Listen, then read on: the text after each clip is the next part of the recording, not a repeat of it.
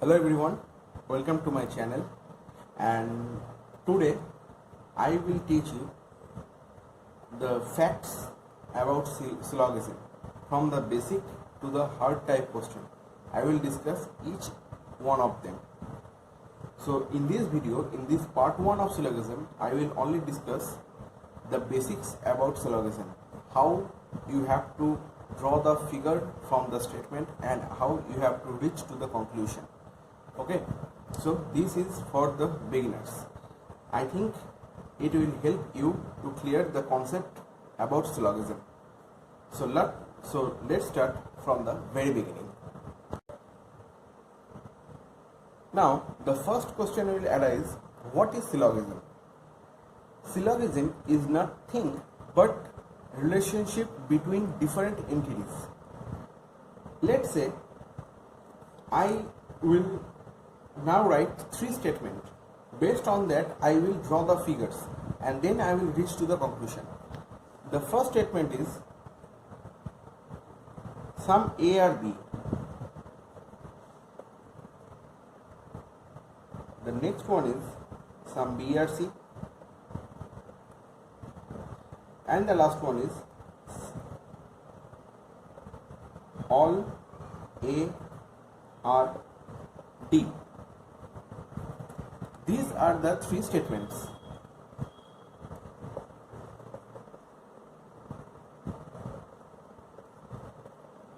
Now, before drawing the figure, I have to say that in cases of conclusion, when you will reach to the conclusion, there will be 3 types of conclusion. One is 100% right or absolutely right. Next one is 100% wrong or absolutely wrong. And the last category of the conclusion is doubtful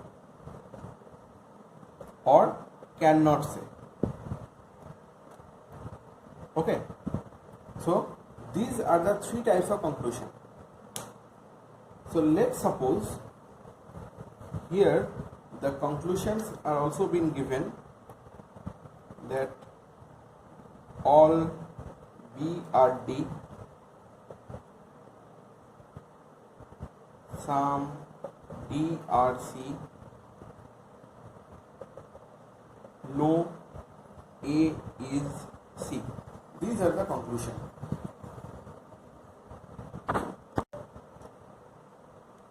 So these are all the statements and these 3 are the conclusion. Now from statements to conclusion you have to draw the figure. Now let's draw the figure. The first statement is sum A or B.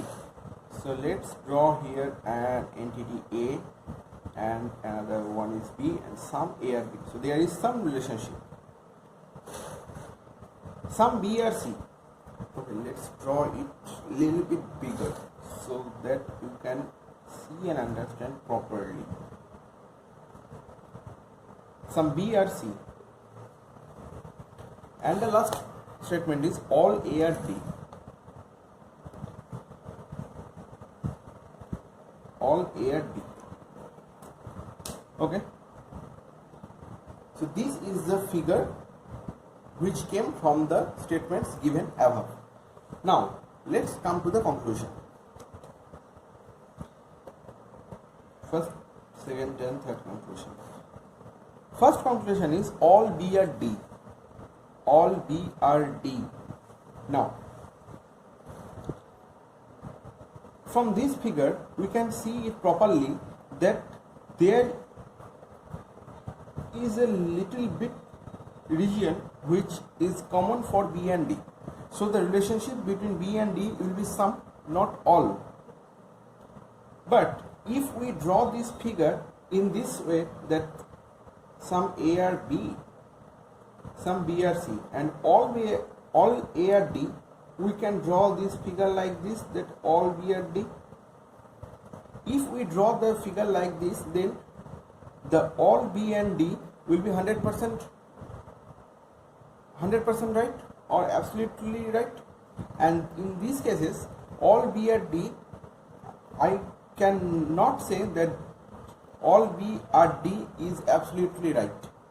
So there is some relationship between B and D, but the conclusion all B and D, this is doubtful.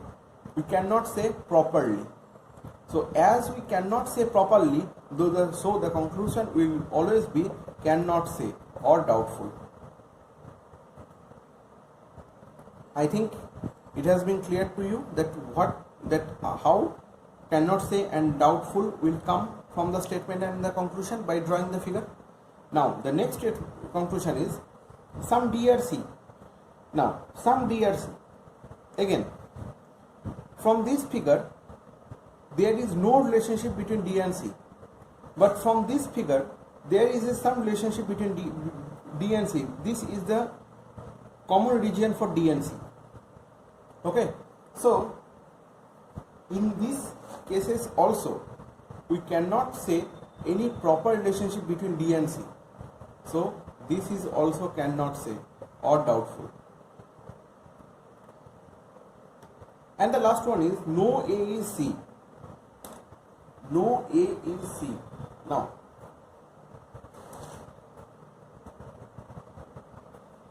some A are B and some B are C.